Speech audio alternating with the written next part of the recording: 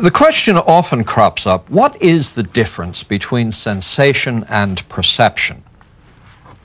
And the textbooks are very often not too helpful on an issue of that kind. The textbooks usually say something like, perception is rather more complex and sensation is basic. And here I don't think the fault lies so much with the textbook writers. There is a point where the basic sensory apparatus, having processed information, is now delivering information to a percipient who receives that against a background of memories, expectations, hopes, emotions, states of fatigue or alertness or vigilance. The outcome of the experience, then, is going to include ingredients that go far beyond the mere physics of the stimulus. So to some extent, the distinction is always going to be a rather ambiguous or iffy one, but to a certain degree, at one level of understanding, the best distinction is that perceptions involve complex experiences where sensations refer primarily to the operation of basic sensory systems where the subject is attempting to keep under control or to eliminate from the experience itself such things as memory, knowledge, recollection, emotional states, and the like. It's sometimes said, in fact, Thomas Reid in the 18th century, in attempting to distinguish between the two, that sensations are experiences that can be had whether or not there's an external object causing them. For example, you could stimulate a region of the brain. The result would be flashes of light appearing, though there's no external flash of light, whereas perception does entail an external object. In Reid's example, Reid I say in the 18th century, said, look, here's an illustration of a sensation. I have a pain in my leg. Now there isn't some stimulus in the pain actually is the experience. There's nothing in the external world being sensed. There is just the having of the pain. Whereas when I say I see a rose, there actually is a direct object that really exists. The direct object in that sentence, the rose, is actually out there. I have a pain. Well, there isn't a pain out there that I'm having or sensing. So one can make a distinction between the two in that essentially grammatical fashion. Well, when we say that a subject brings to bear on any experience a lifetime of prior experiences, memories, expectations, and the like, this doesn't mean that the matter is so complex as to be beyond the range of study, and in fact, perceptual studies have been rich and various and productive of most interesting knowledge over the years. The overall perspective is a Darwinian and evolutionary one. The way to understand perception on this account is to see how it aids in survival, how at the end of the day, the organism equipped with perceptual mechanisms and processes is in a much better position to survive than the one with a more reduced set of more sensory, less perceptual systems. So the question then would become, how is it that adaptive behavior is guided by perception? How is it that past experience shapes perception? How is it that perception abets survival by allowing certain problems to be solved that could not be solved at a purely sensory level? Well, let's take a look at a number of instances in which past experience determines the perceptual outcome. There's your friend Bob coming over to you across a distant field, climbing just over the top of the hill, and you've just got to see Bob's head and shoulders. And someone says to you, that chap who's just coming over the hill, how tall is he? Now, you not only say that Bob is 5 feet 11, but you actually see Bob as 5 feet 11. That is, the size of the object you see is determined by the knowledge you have of just what that object is. Now, suppose instead of Bob coming over the hill, we took a photograph of Bob coming over the hill, and then we blackened in everything that was Bob, and we made the rest of the scene white, and we made up a slide of this, and we projected it onto a screen, and you were asked what the size of the thing now projected is. And of course you'd say, well, it looks to me to be somewhere between 1 and 2 inches. Now, it's not just that you're solving a problem, sort of a projective geometry problem, and attempting to come up with the right answer. When you say it looks to you to be between 1 and 2 inches, you are seeing this as between 1 and 2 inches. And when you say that Bob, 5 feet 11, you're seeing Bob as 5 feet 11. Now, this is not a failure of the perceptual systems. This is just a recognition that perception carries with it the enhanced adaptive potential that comes from having our memories and prior learning fortify our experiences and give them an informativeness that they would not have at a basic sensory level. When you know what an object is, your judgment of it is based on what are called the distal cues. That is, you judge it in terms of what it is, where it is, knowing everything you do about it.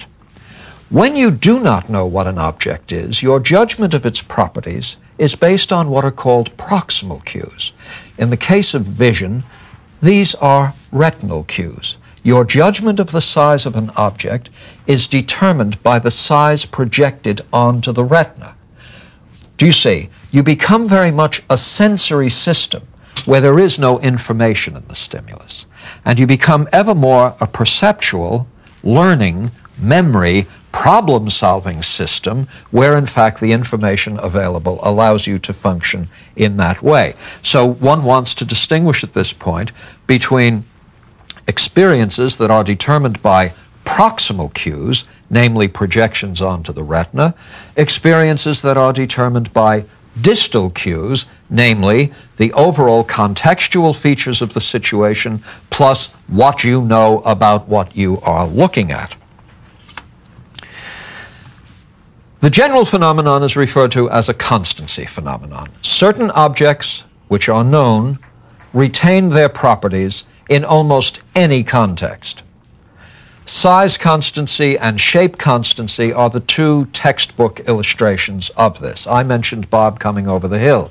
Now let me hold up this horribly colored bowl which was containing sugar just a few minutes ago. Now you take a look at a bowl like this. I show you that it is a bowl, it's a receptacle, and I ask you what its shape is. Now, of course, you know that a bowl is round, but you also know that it is a bowl. And in fact, you're seeing it as round. And you're seeing it as round, notwithstanding the fact that the only projection of this that really would be round would be one that is in a normal plane with respect to that camera lens, and in fact it would not be round on the retina of any percipient in this room. Nonetheless, it continues to look round even as I rotate it, and even as I rotate it in such a way as to cast not simply some elliptical projection on the retina, but indeed almost a straight line on the retina. There's still this property of circularity. Now, that instance of shape constancy can be viewed in one of two ways. You might see it as a failure. Oh my goodness, there goes the system making mistakes again, making judgments that are simply in conflict with reality. Well, it's the old argument from illusion. Don't trust the senses. Plato was right. They always get it wrong. You've got to have some sort of abstract rational power to function properly in the world because the perceptual systems constantly deceive. Well, do the perceptual systems constantly deceive? The fact of the matter is, this bowl is round.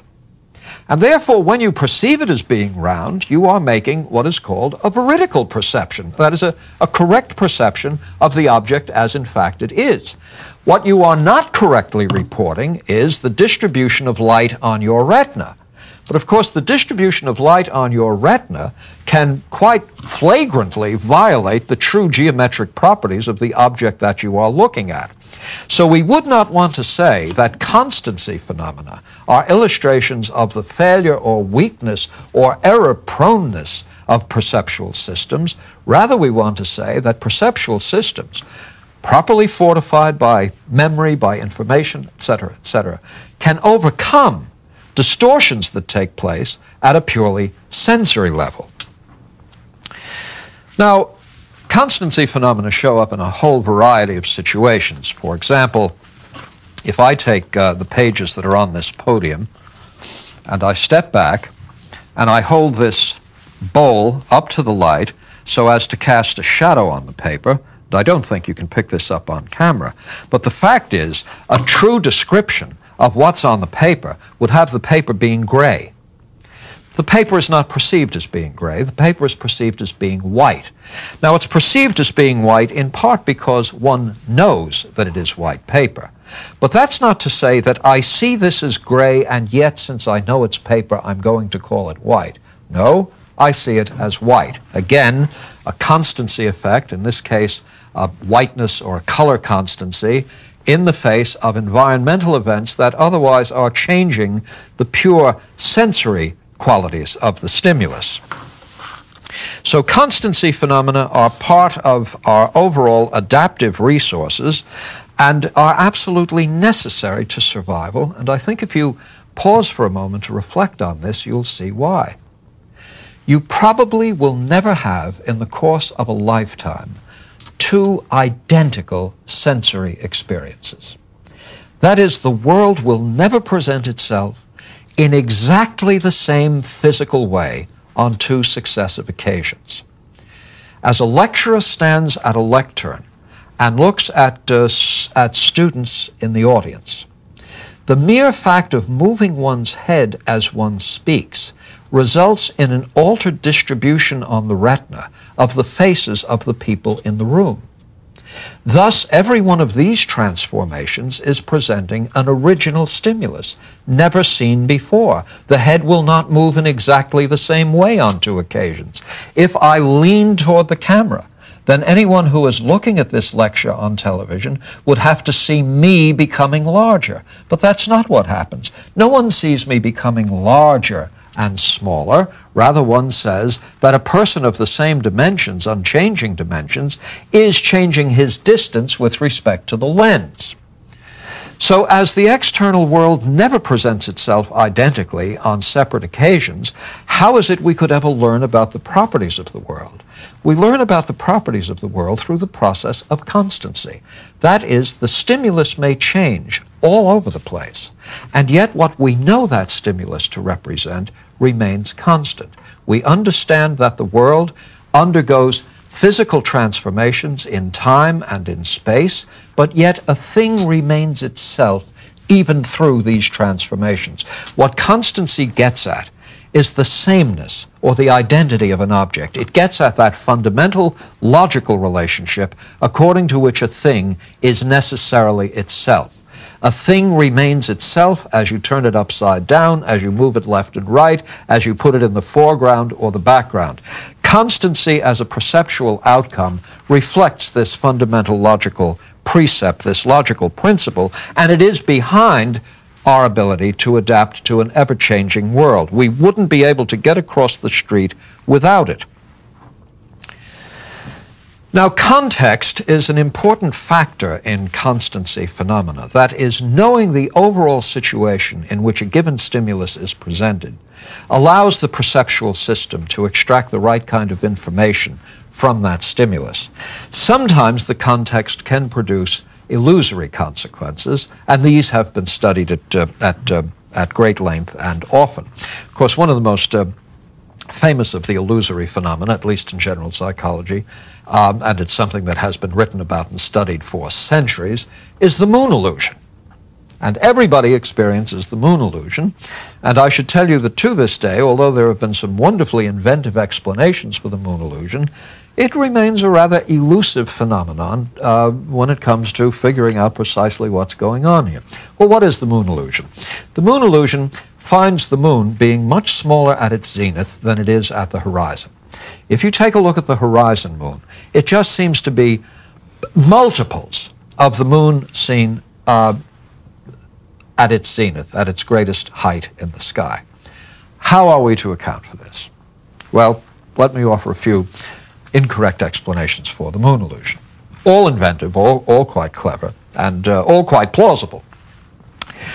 Well, when you look at the moon on the horizon, first off, you are looking, there are trees and buildings and other objects interposed between you and the moon. Now, you know these are very, very large objects. And therefore, something that is large relative to these objects must itself be quite large. So the moon now can be seen against the background of the Empire State Building or very, very tall evergreen trees and the like, and you say, oh my goodness, look at the size of that thing. Whereas at its zenith, do you see, there isn't any context for this perception. There are these little pinpoints of light called the stars, and there's the moon up there. And so since you do not have contextual cues, listen carefully now, since you don't have the contextual cues, what is it you're going to rely on? Well, you're going to rely on the proximal stimulus. So you'll judge the size of the moon in terms of the size of the retinal image that is projected by the moon when you look at it.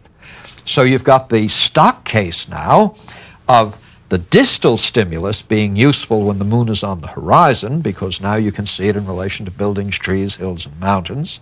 But absent all those guides, you must use the proximal stimulus when you're looking at the zenith moon, and therefore you see it as smaller. Makes good sense, does it not? Doesn't quite work. We'll see why in a few minutes. Here's another explanation that I always found as a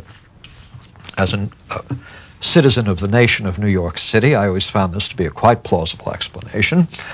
The horizon moon is seen through that murky, dusty, gaseous, polluting environment called urban life. Oh, there you look across the Hudson River when the moon is closest to the horizon, and my goodness, you've got bus fumes and emanations from diesel trucks. Now, this thick, gaseous and obnoxious atmosphere is also highly dispersive. So the light rays that are coming through are being dispersed broadly, and this will give an object a larger appearance. Whereas when you look straight up in the sky, you're freed from all of those contaminants and you're getting a clearer picture. Well, it should be obvious to a first approximation that that isn't going to work, because when you look straight up, you're also looking through the same atmosphere and you should be getting the same dispersal effects. Here's another explanation. Looking straight ahead, that is the angle of regard being straight ahead, has the eyes in a particular plane quite different from the plane of the eyes when you look at the zenith moon. Now there you go, looking up at the zenith moon. Now these ocular cues somehow inform the system of an object being much further away because the angle of regard is associated with viewing objects that are really far away. So, coming to the conclusion that the object that is not correcting for distance, but based on these past experiences, you associate this with a relatively small object, whereas looking straight ahead, the angle of regard being what it is, you now see the object as larger. You know the distance is the same in two cases, so there you are. Now, the reason these explanations don't work, or at least the experiments that illustrate why these explanations are not going to work, go something like this. Roll up a little, make a little viewing tube for yourself. You can roll up something like this, so that you're going to look at the moon now just through a rolled up tube. You can make that quite small, in fact. Now, this will eliminate all of the contextual cues because all you're going to focus on now is the moon. In fact, you can do this while lying on your back. You get down on your back now, so the angle of regard is straight ahead, but since you're on your back, you see, you're looking straight ahead, but you're looking at the zenith moon versus standing up and looking at the horizon moon. All the explanations of the moon illusion based on angles of regard, contextual cues, and the like can now be incorporated into a study to test their worthiness, and lo and behold, you cannot account for the phenomenon by these means.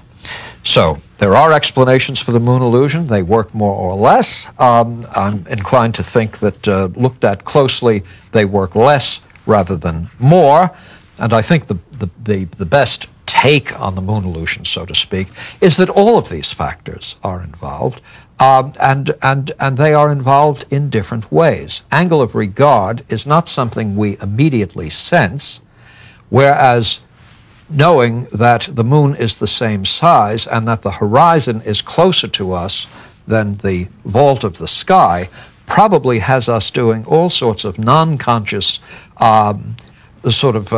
cognitive work on this to come up with to come up with a judgment.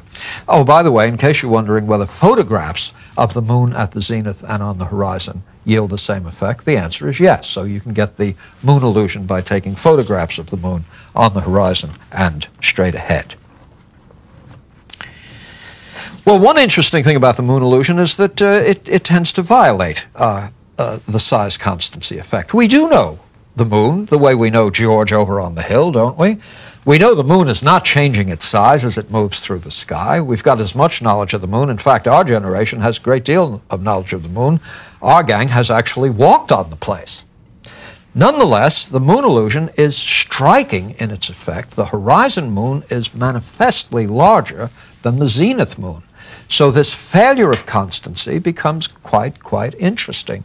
And yet the moon is a stimulus that we have been associated with all the nights of our life. We certainly have seen it as often as we've seen our friends. So I say, on the usual account, you would expect the size of the moon to be invariant in our perceptions, and it isn't. This is one reason why we refer to it as an illusion. Now, when I said that absent constancy phenomena, we have trouble getting across the street, I meant it.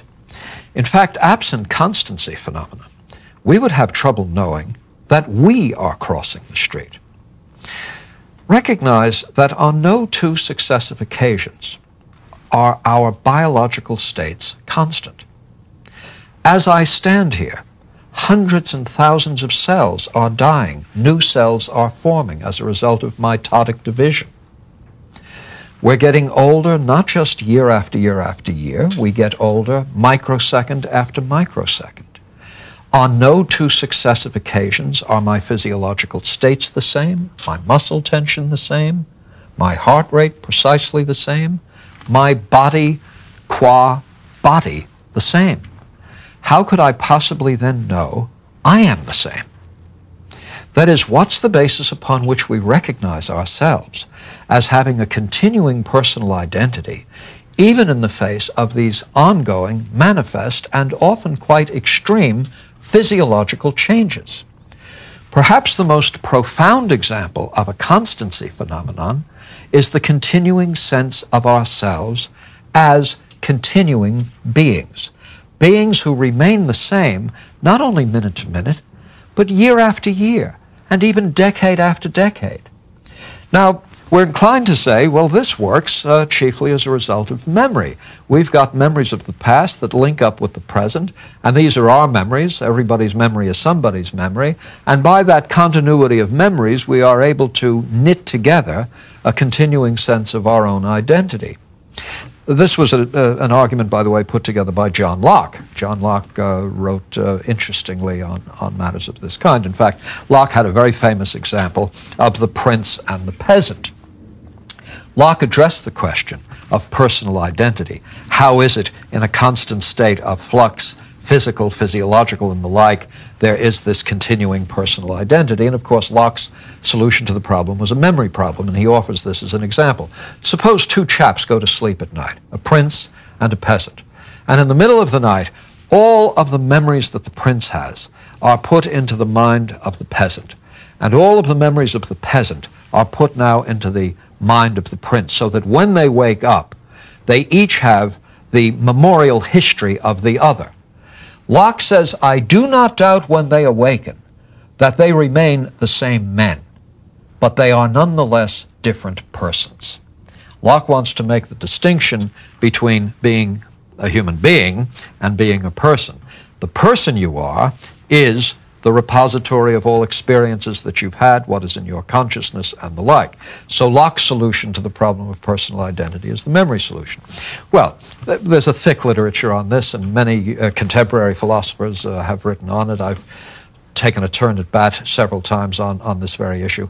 I'd be inclined to say that that theory isn't going to work, and it isn't going to work at all. First off, there are patients who are totally amnesic, who nonetheless, minute to minute, day to day, and week to week, understand themselves as being continuing personal identities. It's not that they're knitting together past experiences with the present.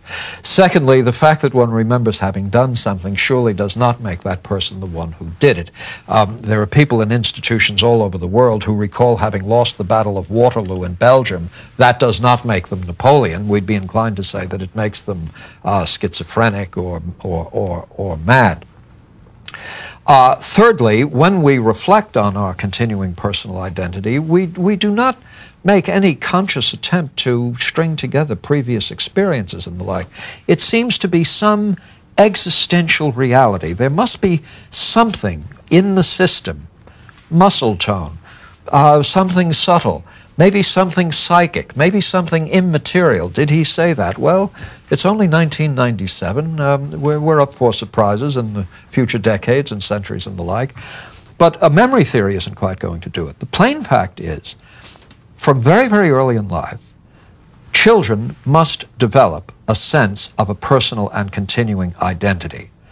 Little Billy and little Jane must at some point know that that thumb is going into their mouth, and that it's their thumb that's doing it. And little Billy and little Jane must wake up in the morning with some recognition that they are the ones who went to bed the night before. In fact, each of us faces that daunting task. We close our eyes, and 4 or 5 or 7 or 8 or 9 hours later we open them with absolutely no recollection of what took place in the intervening time, and yet we are doubtless when it comes to the question, are we now waking up as the people who 8 hours ago went to sleep? Now, what is it we're using here? If a memory theory won't do it, how do we explain that constancy of self? And absent that constancy of self, our situation would be hopeless. Now, I might note a couple of other illusory phenomena. Some of these are projected now on the screen, if you're watching this. One is the Poggendorf illusion. A line enters 2 vertical parallel lines and comes out the other side, and it seems to come out in a plane lower than the plane it entered. This is an interesting illusion that has lent itself to a variety of interpretations. And then the famous Mueller-Lyer illusion. Here you have 2 line segments that are equal in length. One line segment culminates in outward-pointing arrows, and the other line segment culminates in inward-pointing arrows, and the line segment that culminates in outward-pointing arrows looks much, much longer than the one that culminates in inward-pointing arrows.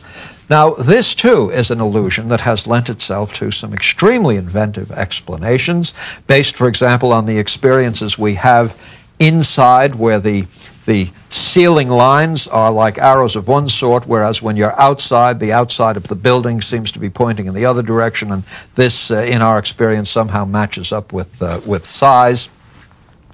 But it's an illusory phenomenon in this sense. The line segment, even when you block out the arrows more or less, the very hint of these arrows alters the perceptual outcome, even for a subject who can go over and measure the lines. The subject himself knows that it's an illusory phenomenon. There have also been anthropological studies of people raised in architecturally spare environments for a lifetime, in tribal communities. People raised in what is not what some sociologists and psychologists call our carpentered world, a line and angle world. Interestingly enough, those who have lived in very, very architecturally spare and extremely natural environments, utterly natural environments, thatched roofs and under trees and around animals, and even with much of the sky above occluded by foliage and so forth, when those persons are tested on stock illusions like the Mueller-Lyer illusion and the Poggendorf illusion, they either display no illusory effect at all or a greatly reduced one. And so it has been argued that some of the illusions that are so common to our experience actually are a result of a lifetime spent in a highly structured environment that conditions the perceptual apparatus to find order and line and angle and precision wherever it can. Raised in an environment in which one has no experiences of that kind, or no regular ones, where the perceptual systems are functioning in a relatively unstructured, unconditioned way, the illusory phenomena are greatly diminished or even eliminated. So, life is filled with illusions depending upon where you live and how long you live there, and we can measure them and quantify them, but we can't seem to get out from under their influence. And that's only about the ones we know.